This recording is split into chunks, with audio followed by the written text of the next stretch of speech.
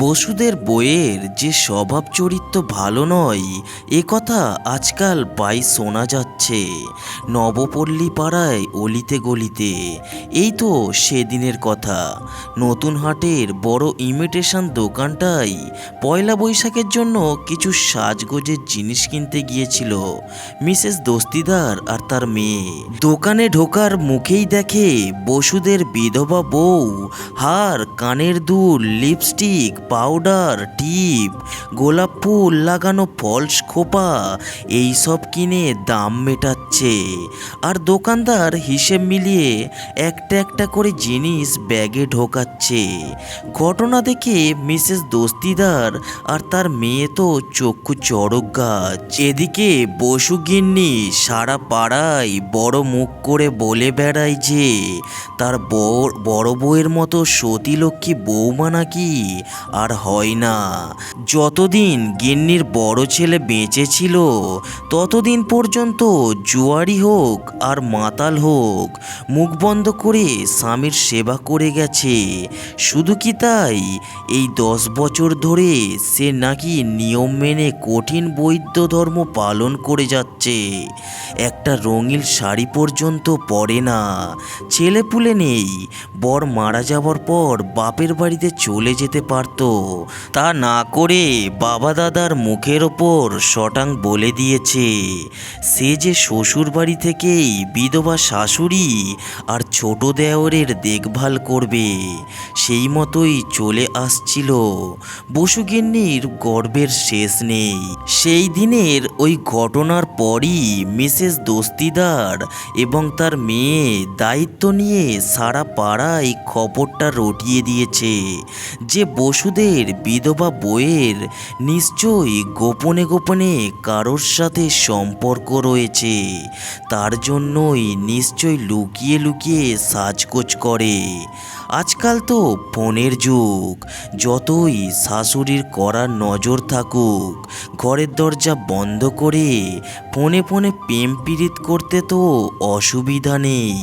ঘোমটার নিচে খ্যামটা নাচন আর কি। তবে মিসেস দস্তিদারের কথাই সবাই যে এক বাক্য মেনে নিয়েছে এমন নয়। কেউ কেউ বলার চেষ্টা করেছে যে হয়তো কাউকে উপহার দেবে বলে কিনেছিল, কিন্তু দাপুটে মিসেস দস্তিদার ঘাড় নেড়ে মুখ ঝামটা দিয়ে বলে উঠেছিল, তাই যদি হবে তাহলে আমাদের দেখে ওরকম ভূত দেখার মতো চমকে উঠে পালালো কেন? কিছু তো জিজ্ঞেস করার সুযোগই দেয়নি। এটাও ঠিক, তাই তো অত লুকোচুরি কেন?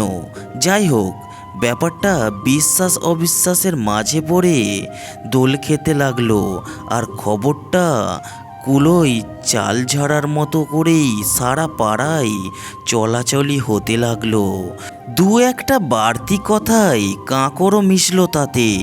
তবে বসুগিন্নিকে সরাসরি কিছু বলার সাহস কেউ খুব একটা করে উঠল না। এই রকম বৌমান্ত পান শাশুড়ি এ বাজারে খুব একটা দেখা যায় না। কেউ তার বৌমার নামে দু এক কথা বলতে এলেই তেলে বেগুনে জ্বলে ওঠে তিনি। আর হবেই নাই বা কেন? বৌমা কি কিছু কম সেবা যত্ন করে নাকি শাশুড়ির? ঘুম থেকে ওঠার আগেই তার বিছানার ধারে টি টেবিলের ওপর গরম চা হাজির। বাতের ব্যথা বেশি হাঁটাচলা করতে পারেন না বসুগিন্নি। বৌমা রমা দুবেলা জুটি বুড়ির তেল মালিশ করে সেক দিয়ে দেয় তার পায়ে, তবেই না তিনি সারা পাড়া চষে বেড়ায়। বাড়িতে ঠিক কাজের লোক থাকলেও 3 বেলা রান্নার কাজ বৌমা নিজে হাতেই করে। এই না হলে বসুবাড়ির কর্তার পছন্দ। প্রথমবার মেয়ে দেখতে গিয়েই একেবারে পাক্কা কথা দিয়ে এসেছিলেন যে ওই মেয়েকেই তিনি নিজের পুত্রবধূ করে বাড়ি নিয়ে যাবেন। তার আশা ছিল এমন রূপে গুণে সুলক্ষণা মেয়েই তার বিপদগামী ছেলের মন সংসারের দিকে টেকাতে পারবে। যদি তার সেই আশা শেষমেশ পূরণ হয়নি। বইয়ের সাথে কোনো সদ্ভাব হয়নি তার বড় ছেলের। নেশায় চুর হয়ে লরির তলায় চাপা পড়ে মরার আগের দিন পর্যন্ত সে ব্যাটার গায়ে হাত তুলেছে। হয়তো নিজের সিদ্ধান্তে অনুতপ্ত হয়েই কিছুদিনের মধ্যে বসুবাড়ির কর্তাও দেহ রাখলেন। এবছরের মধ্যে স্বামী এবং সন্তানকে হারিয়ে বসুগিন্নির তখন পাগল পায় অবস্থা। এদিকে ছোট ছেলেটার তখন সামনে উচ্চ মাধ্যমিক পরীক্ষা।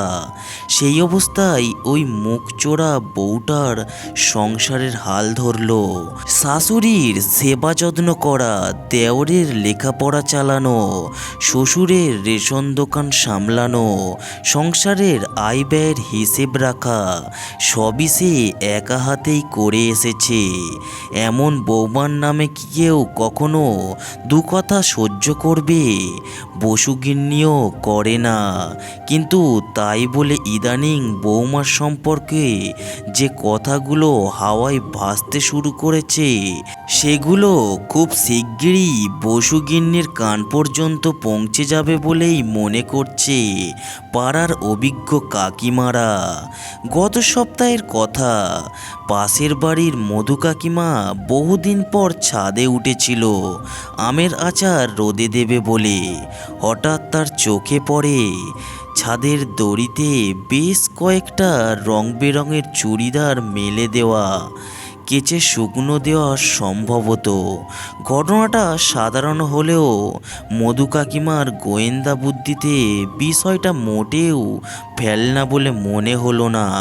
বসুগিন্নি ছাদে উঠতে পারে না, জামা কাপড়গুলো ওদের বৌমারই নিশ্চয়ই মেলে দিয়েছে। কিন্তু কথা হলো ওই রঙিল চুড়িদারগুলো কার? আগে তবু রঙিল শাড়ি পরতো, বিধবা হওয়ার পর থেকে তো শাশুড়ির নির্দেশে ফ্যাকাশে সাদাটে রঙের শাড়ি ছাড়া অন্য কিছুই পরে না। তার মানে শাশুড়ির চোখের আড়ালে গোপনে গোপনে অনেক কিছুই চলছে। মধু কাকিমা সুযোগ হাতছাড়া করলেন না। কোমরে গোঁজা মোবাইলটা বার করে টপাটপ করেই ফটো তুলে নিলেন। সময়ে কাজে লাগবে, প্রমাণ দিতে সুবিধা হবে। 2 দিনের মধ্যেই খবরটা দাবানলের মতো ছড়িয়ে গেল নবপল্লীতে। সেই দিন বিকেলবেলা প্রতিদিনের মতোই বসুগিন্নি মঠে গিয়েছিলেন কীর্তন শুনতে। পাড়ার বউরা তাকে একেবারে গুড়ের হাঁড়িতে ছেঁকে ধরা মাছির মতোই চারিদিক থেকে ঘিরে ধরল, সঙ্গে একেবারে হাতে গরম প্রমাণ। সত্যি বলতে কি, প্রথমে জোর গলায় প্রতিবাদ করলেও ছবিগুলো দেখে বসুগিন্নি বেশ একটু দমে গেলেন। তবুও সবার সামনে হেরে যাওয়ার পাত্রী তিনি নন। তিনি জোর গলায় বলে এলেন জামাগুলো তিনিই বৌমাকে কাচতে দিয়েছিলেন। ওগুলো তার বোনের মেয়ের চুড়িদার। কিছুদিন আগেই তার এই বাড়িতে বেড়াতে এসেছিল, ভুল করে কয়েকটা জামা ফেলে গিয়েছে। সেগুলোই কাচিয়ে তুলে রাখতে বলেছিলাম তিনি বৌমাকে। এগুলো মিথ্যা কথা সাজিয়ে বলতে বেশ অসুবিধা হয়েছিল তার। তবে তার উত্তর শুনে চোখের মুখে নুন পড়ার মতোই গুটিয়ে নিয়েছিল সবাই। থামেননি শুধু মিসেস দস্তিদার। সেই দিন ইমিটেশনের দোকানে বসুগিন্নির বৌমাকে দেখার ঘটনাটা বেশ জোর গলায় বললেন তিনি। বসুগিন্নি তড়িঘড়ি উত্তর দিলেন সেই সবও তার বৌমা তার বঞ্জির জন্যই কিনতে গিয়েছিল। বসুগিন্নিকে কোনোভাবেই দমাতে না পেরে অগত্য সবাই রণে ভঙ্গ দিল। কিন্তু ঘটনাটা তার সম্মানে বড্ড বেশি আঘাত করল। তার বৌমা তাকে তাকে না জানিয়ে যে কিছু করতে পারে সেটা তার কখনোই মাথাতে আসেনি। সেদিন আর কীর্তনী শোনার মন বসাতে পারলেন না তিনি। খানিক পরেই বাড়ির উদ্দেশ্যে রওনা দিলেন। নিচের গেটে দাঁড়িয়ে বেশ কয়েকবার বেল বাজানোর পর হন্তদন্ত হয়ে সিঁড়ি দিয়ে নেমে এলো তার বৌমা। তিনি বেশ বিরক্ত হয়েই বলে উঠলেন, এতক্ষণ কি করছিলেন রমা? শুনতে পাচ্ছিলেন না আমি বেল বাজাচ্ছি? ওই একটু রেডিওতে গান শুনছি তো, এই সময় ঠিক বুঝতে পারিনি যে বেল বাজছে। তাছাড়া এখন তো কারোর আসার কথা নয়, আমতা আমতা করে উত্তর দিল সে। শেষের কথাটা যেন খুট করে কানে বাজলো বসুগিন্নির। তিনি জুতো খুলে রাখতে রাখতে থমকে দাঁড়িয়ে বলে উঠলেন, কেন অসময়ে ফিরে এসে তোমায় বিরক্ত করলাম বুঝি? শাশুড়ির এহেন কথায় হকচকিয়ে গেল রমা। কি উত্তর দেবে বুঝতে পারছেন না যেন। বসুগিন্নির আর কথা না বাড়িয়ে ধূপধাপ পা ফেলে নিজের ঘরের দিকে চলে গেলেন। সন্ধ্যাবেলায় বৌমা পায়ে মালিশ করা তেল নিয়ে এলে তিনি জানিয়ে দিলেন আজ আর মালিশের দরকার নেই। বৌমা চলেই যাচ্ছিল, এমন সময় বসুগিন্নি ডেকে উঠলেন, শোনো রমা, তোমায় কিছু জিজ্ঞেস করার ছিল। এই বলে মাঠে ঘাটে যাওয়ার ঘটনার কথা উল্লেখ করে তিনি সরাসরি বৌমার কাছে জবাবদিহি চাইলেন। রমার মুখটা যেন কালো হয়ে গেল শাশুড়ির কথা শুনে। তবে সে গুছিয়ে গুছিয়ে উত্তর দিল যে ওইসব জামা তাকে তার স্বামী হানিমুনে বেড়াতে গিয়ে কিনে দিয়েছিল। ওই একবার সে ওইসব পরেছিল, তারপর থেকে এত বছর ধরে সেগুলো আলমারিতেই পড়েছিল এক কোণে। কিছুদিন আগে আলমারি পরিষ্কার করতে গিয়ে ওইগুলো চোখে পড়ায় সে কেচে কুচে আবার গুছিয়ে রেখেছে জামাগুলো। বৌমার মুখে মৃত ছেলের স্মৃতিচারণ শুনে মনটা আর্দ্র হয়ে এলো বসুগিন্নির। খামোখায় পাড়ার বউদের কথা শুনে তিনি বৌমার ওপরে রাগ করেছিলেন। ওহ, তা ভালোই করেছো। তোমার স্বামীর স্মৃতি তোমাকেই তো যত্ন করে রেখে দিতে হবে বলো। এগুলো নিয়েই তো তোমায় বাঁচতে হবে। এই সব স্মৃতি ছাড়া আর কিছুই তো রেখে গেল না সে। তোমার কোলে একটা বাচ্চা কাচ্চা দিয়ে গেলেও না হয় তাকে নিয়ে বাঁচতে। যাইগে, যা কপালে আছে তা তো মানতেই হবে। সবসময় ঠাকুরকে ডাকো, সামনের জন্মে যেন স্মৃতিতে সিঁদুর নিয়ে স্বর্গে যেতে পারো। আমিও তো নিজের জন্য সেই প্রার্থনাই করি। সে না হয় গেল, কিন্তু সেদিন তুমি সাজগোজের জিনিস কিনেছিলে কার জন্য? মা, আমার বোনটার জন্মদিন আসছে, আমি তো আর অত দূর যেতে পারবো না আপনাদের ছেড়ে।